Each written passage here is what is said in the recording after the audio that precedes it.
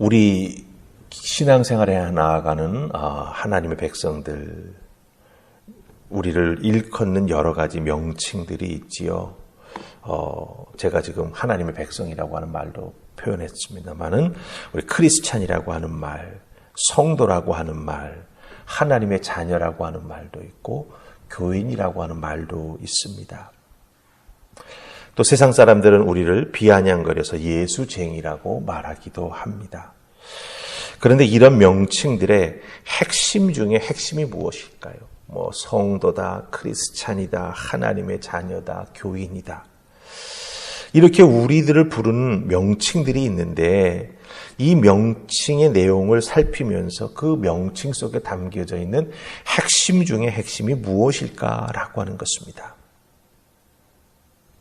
우리를 일컫는 그 명칭들의 가장 중요한 핵심은 하나님은 우리의 하나님이 되어주시고 우리는 하나님의 자녀가 되는 것. 그게 바로 우리에게 붙여지는 명칭의 핵심이 된다라고 하는 거죠. 하나님은 우리의 하나님이 되어주시고 우리는 하나님의 자녀가 된다. 하나님과 우리 사이에 한치의 간격도 없다라고 하는 것. 그것이 바로 우리가 명칭 속에 담겨진 의미가 된다라고 하는 거죠. 하나님과 우리가 자녀인데 부모가 되어신 부분들은 다 알죠. 자녀는 어떻습니까? 부모의 속으로 낳는 거지 않습니까? 뗄래야 뗄 수 없는 독립된 개체인 것 같지만 부모와 자녀는 정말 운명 공동체고 생명 공동체고 삶의 공동체가 된다라고 하는 거예요. 그래서 뗄래야 뗄 수 없는 한치의 간격도 있지 않은 그런 관계인 것처럼 하나님과 우리 사이도 마찬가지라고 하는 거죠. 하나님과 우리 사이에는 한치의 간격도 있어서는 안 되고 생명 공동체로서 함께 존재하게 된다라고 하는 거예요. 이스라엘 백성들, 하나님과 이스라엘 백성들 사이에 말이 필요 없는 관계 아닙니까? 하나님이 이스라엘을 선택하시지 않았다라고 한다면 사실은 이스라엘은 이스라엘로 존재할 수가 없지요.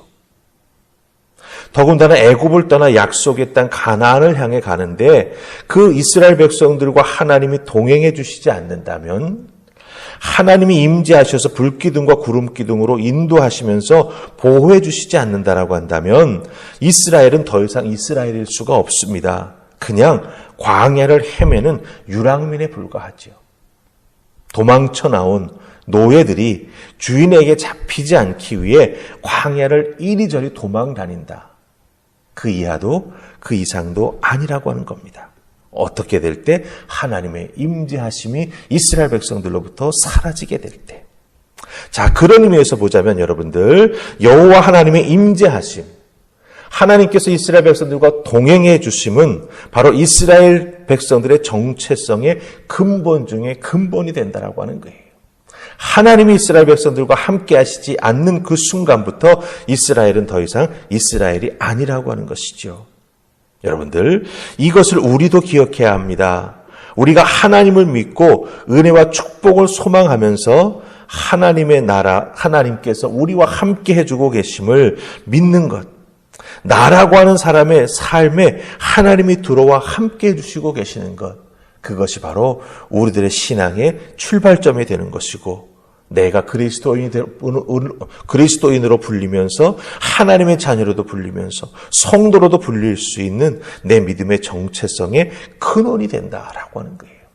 하나님이 함께 해주시지 아니하면 모든 것이 무너져 버리게 된다라고 하는 것이죠. 그런 의미에서 하나님의 임재, 하나님이 우리와 함께 동행해 주심은 우리들의 삶의 가장 중요한 출발점이 되는 것이고 우리들의 신앙의 근본이 된다라고 하는 거예요. 제가 왜 이런 말씀 드리는지 아십니까? 우리가 33장을 어제 오늘 이렇게 살피고 있지 않아요? 이스라엘 백성들이 하나님 앞에서 범죄했지 않습니까? 금송아지 만들고 이것이 하나님이라고 믿고 그 앞에서 춤추고 떠들고 먹고 마시고 좋아했습니다. 그 모습을 보시면서 하나님이 정말 낭망하셨죠. 내가 너희와 함께하지 않겠다. 33장 3절에서 말씀하세요.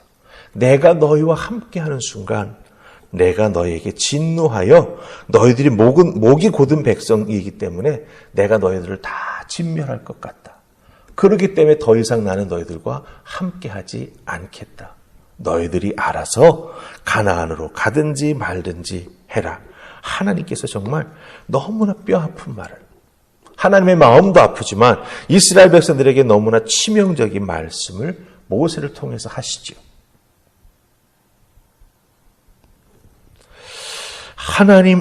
하나님께서 인도해 주셔야 가나안에 갈 수 있는데 하나님이 동행해 주시지 않겠다라고 말씀하십니다. 이스라엘 백성을 이끌고 있는 모세는 얼마나 큰 혼돈을 겪었겠습니까? 이것이야말로 지금까지 있었던 그 어떤 큰 문제보다 가장 큰 문제구나라고 하는 걸 모세가 딱 깨달아 알게 되죠. 그래서 모세는 하나님 앞에 온전히 매달려서 하나님께 간구하기를 시작하면서 자비를 구합니다. 오늘 말씀이 그것이 다 그 모세가 하나님 앞에 기도하는 내용이에요. 자, 그 중에서 우리 13절 말씀 보십시다. 13절 말씀 찾으셨습니까? 우리 같이 읽으십니다. 자, 시작. 내가 참으로 주의 목전에 은총을 입어 싸우면 원하건대 주의 길을 내게 보이사 내게 주를 알리시고 나로 주의 목전에 은총을 입게 하시며 이 족속을 주의 백성으로 여기소서. 아멘. 자, 13절의 말씀 잘 보세요. 모세가 하나님으로부터 은총을 입었으면 하나님을 내가 더욱더 깊이 알 수 있도록 도와주시고 그 다음에 맨 마지막에 뭐라고 말합니까? 이 족속을 주의 백성으로 여겨달래요. 모세 자신이 하나님 앞에 은혜를 입고 하나님의 축복을 받았는데 갑자기 그 은혜와 축복을 덧입은 모세를 하나님께서 이렇게 인정해 주시면 그렇다고 한다면 나와 함께하고 있는 이 족속들도 주의 백성으로 여겨서 모른 척하지 마시고 이 광야에 홀로 두지 마시고 이 백성을 이끌어 달라고 하나님 앞에 매달리며 기도하고 있다라고 하는 거예요. 그런데 이 13절 말씀 속에서 우리가 이렇게 모세가 하나님 앞에 매달릴 수 있는 근거가 무엇인가라고 하는 걸 밝히 알려주는 내용이 있습니다. 그게 참으로 중요합니다. 우리 그 말씀 중에서 보면은요, 내가 참으로 주의 목전에 은총을 입어 싸우면 이런 표현이 나옵니다. 모세가 하나님의 마음을 돌리기 위해서 모세 자신과 하나님 사이의 관계가 어떤 관계인지를 하나님께 다시 한번 확인하고 있는 거예요.